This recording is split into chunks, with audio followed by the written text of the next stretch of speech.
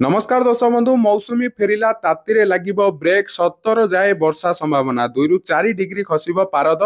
तो कौन रही संपूर्ण खबर जानिया ता पूर्व जदि आपण माने चैनल को सब्सक्राइब करना आतनी एबे चैनल को सब्सक्राइब करी ऑल नोटिफिकेशन को ऑन कर दियंतु जादर आगु को आपण माने एही परी खबर नोटिफिकेशन सर्वप्रथमे पाई परिबे। तबे लंबा विरति परे दक्षिण पश्चिम मौसुमी वायु लेउटिछि आसंता 2 दिन भितरे मौसुमी ओडिसार किछि भाग को प्रवेश करिबो। एपटे राज्य में ताती सामान्य कमिची वर्षा भी होउची किछि स्थान रे। पाणीपाग पूर्वानुमान कहूची आसंता 24 घंटा पर तापमात्रा 2 रु 4 डिग्री सेल्सियस कमी पारे एवं नियमित अनेक स्थान रे वर्षा संभावना थिबा बेले किछि जगार प्रबल वर्षा होई पारे।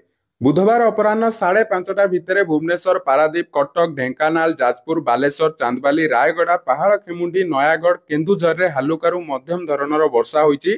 वर्तमान मौसुमी सक्रिय पाई पाग अनुकूल थिबा बेले पश्चिम केंद्रीय बंगोपसागर उत्तर आंध्र उपकूल रे वायुमंडलर उपरी भागरे एक घूर्णिबलय अछि एवं भुवनेश्वर पाणीपाग केन्द्र पूर्वानुमान हेला गुरुवार उपकूल ओडिशार अनेक स्थान सह रायगड़ा मालकानगिरी कोरापुट ढेंकानालर अल्प किछि स्थान रे घड़घड़ी सह वर्षा संभावना अछि। ता सहित गंजाम गजपति कोरापुट मालकानगिरी रे प्रबल वर्षा सह वज्रपात एवं 30 रु 40 किलोमीटर बेगरे पवन होई पारे। 25 जिले में घड़घड़ी एवं पवन आशंका अच्छी 13 रु 17 जाए राज्यर अनेक स्थान रे वर्षा सह किछि जिले में प्रबल वर्षा आशंका रही।